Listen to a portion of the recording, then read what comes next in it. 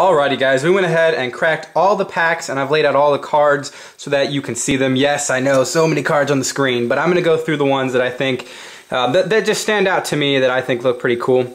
So this isn't that great of a card, Sentry of the Underworld, but it is a semi-foil kind of looking guy, so thought I'd point that out.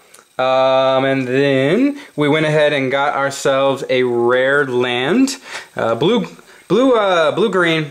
And when it comes in the battlefield, it comes in tap like a lot of other gates do, but you get to scry one. So that's pretty cool. I love scry. Scry can really, really help the game out at any point, really.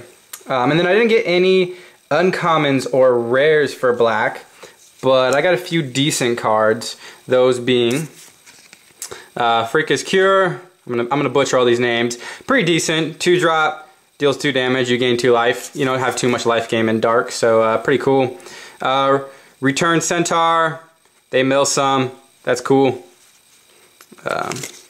Read the Bones, scry 2, draw 2 cards, lose 2 life. You lose 2 life on this card, but you also get to scry 2 and then draw 2, which I like. I like that in Dark, because once again, this is one of those decks that you don't draw too many cards. It's not like Blue where you just drawing a card left and right. And then Scourge Mark, I like it once again because you bring it in, you draw a card. So all pretty cool, decent Dark cards, nothing crazy. So I didn't get too much green either, didn't get too much green, but some of the notable greens that I did pull was the Ordeal of Nylea, which is pretty decent. You get to put 3 counters on a creature when it attacks over time, and then you sacrifice it, put 2 land out there. So not bad. When it comes to just getting counters and getting land. Centaur Battlemaster, also a decent heroic card. Whenever you cast a spell that targets him, you put 3 1/1 counters on him. So 3 1/1 counters every time you have a spell. If you got a green deck and you're running, I don't know, let's say you're running any bestows or you're running giant growths. I mean, giant growth, 1-drop. You put one of him on him. Not only does he get 3/3 for the end of the turn, but he gets 3 1/1 counters. I could just see that being a very good card if you play it right. And then the rare I got with my green was the Sylvan Caryatid. Yeah, it's a creature plant. Defender, hexproof, which is the best part of it. And you can tap it for 1 mana of any color. So this is a pretty decent card just because you get mana out there. And the best thing about it is we've had cards that tap for mana before, but this one, it taps for any mana, but more importantly, it taps it has hexproof, so they can't destroy it, and that's something that usually when you bring a card out that can tap for any mana, people just destroy it fairly quickly. So let's go ahead and take a look at some of the blue I got. And I got a few decent cards in blue. One of the commons I thought I'd just point out is Voyage's End. I love Voyage's End. I've been playing a lot of blue recently, so anything that returns creatures to their hand and you get to scry for only 2 mana, this is an amazing card. Just a 2 mana drop, you get to scry and return a card to their hand, and it's an instant, so all awesome. Then we have Dissolve. You counter a target spell, scry 1. Also amazing card because it's 3 mana, you counter a spell, and you get to scry. I'm a big fan of anything scry, especially since you'd be playing that one mid-game, potentially late-game if you drew it later, and that would be even more invaluable.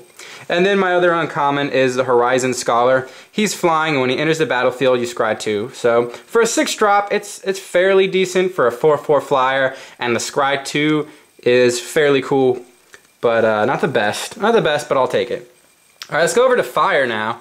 I didn't get too much crazy in Fire, but I did pull 3 Lightning Strikes, and I got a semi-foil Lightning Strike here, or a foil Lightning Strike. So plenty of Lightning Strikes I pulled.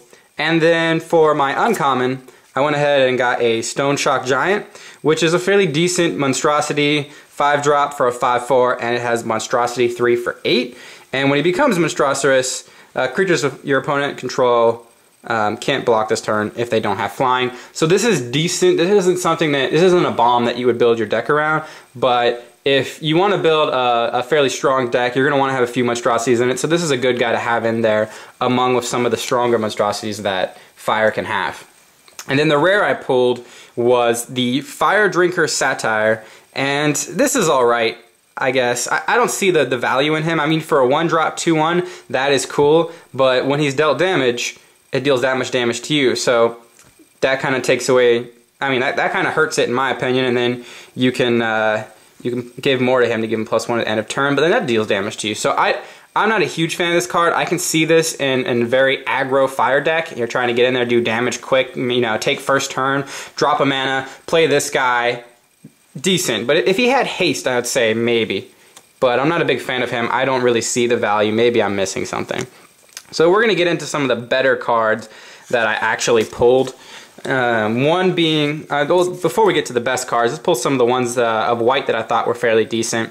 I've got Chosen by Heloid, which draw a card. Anything draw a card is awesome. The abilities aren't great, just 2 defense, but the draw card is amazing.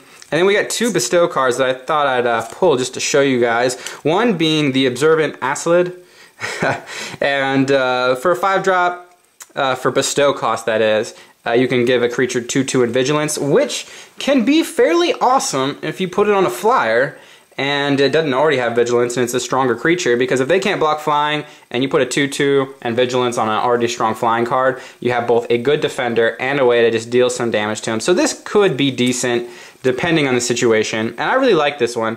Hopeful Eidolon. For a 1 mana to play or a 3 mana to bestow it, the creature gets lifelink and +1/1. So it's not adding much power, but lifelink is great. I'm a big fan of lifelink, especially since you're playing a white deck. Play it with some flyers, go in there, do some damage to them, and gain some life. So for a 4-drop, that's decent, because a lot of times bestow is a lot more expensive. Ooh, bumped the camera there. Oftentimes bestow is a lot more expensive, and I'm not as huge of a fan of bestowing things. Some are decent, but that's one of the better ones that I've seen. So that's most of the cards, and let's look at the best 2 that I kind of feel that I pulled, and those being the 100-handed one. Great card. It's a 4-drop for a 3/5 with Vigilance, and you can tap 6 to make it a Monstrosity 3. And as long as he's Monstrosous, you can block up to 99 creatures and he has reach. So I don't know why they put 99 on him. It's a bit unnecessary, but I get it. So a pretty good card. I like the Vigilance. And anything monstrosities are good. So this is a good white monstrosity card. And then this is the best card that we pulled. 1 Mythic and 4 packs. I'll take it. We got Elisp, the Sun's Champion Planeswalker. Her abilities are +1, put 3 1/1 white soldier creature tokens onto the field. So she protects herself in that aspect. And then you can take away 3, destroy all creatures with power 4 or greater. Also fairly decent, especially if it's late game. I mean, turn 6 is a good chance they've got some monstrosities already on the field, potentially already monstrosized. So for just taking away 3, you can destroy them all. That is good. And then for the -7, you get an emblem. All creatures you control get +2/2 and have flying. So this is a fairly decent Planeswalker. I can see this being awesome in a populate deck. Get that out there with a few of the enchantments that let you double your tokens. I can see that being good. I could see that being great against any type of monstrosities. But yeah, so this is all the stuff that I pulled in those packs. I want to take a look at it, kind of read up on the cards since they're all new, get used to them. But anyways, thanks for watching this, guys. If you enjoyed seeing these cards, if you want to see more, subscribe to the channel, like this video, and leave me a comment. Let me know, how did your Theros pre-release go, and are you guys gearing up? You pre-order any packs, any Theros fat packs or anything like that? Let me know. Let's talk everything Magic in the description or the comment section down below. And thanks for watching, guys. I'll catch you all later. Hey guys, one more thing, and that is for those of you who love sealed play, I figured I'd give you guys my choice. If this was the packs that I opened for sealed, I would tell you what I would run for it. Now, sealed, you open up 5 packs. We only opened up 4 today, so we would still have 1 more pack that could influence where we went. But I can say that we're definitely going to be running white because of the fact that we got this amazing Planeswalker pull, 100-handed one. So some good white cards in there. So we would definitely be running white. And the big question is what we'll be running it with, because we don't have enough for mono white. So I would either run white red, because we do have some good removal in red here, some fairly decent.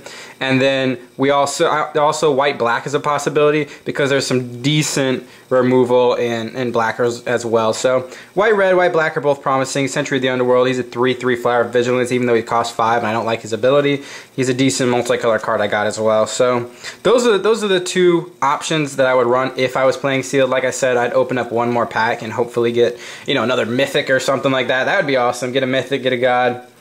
But that would be what I would run if I was playing sealed. So anyways, I hope you guys enjoyed this kind of look at some Theros before it releases. And once again, just subscribe and leave me a comment down below and like the video if you enjoyed it. Catch you guys later. Bye.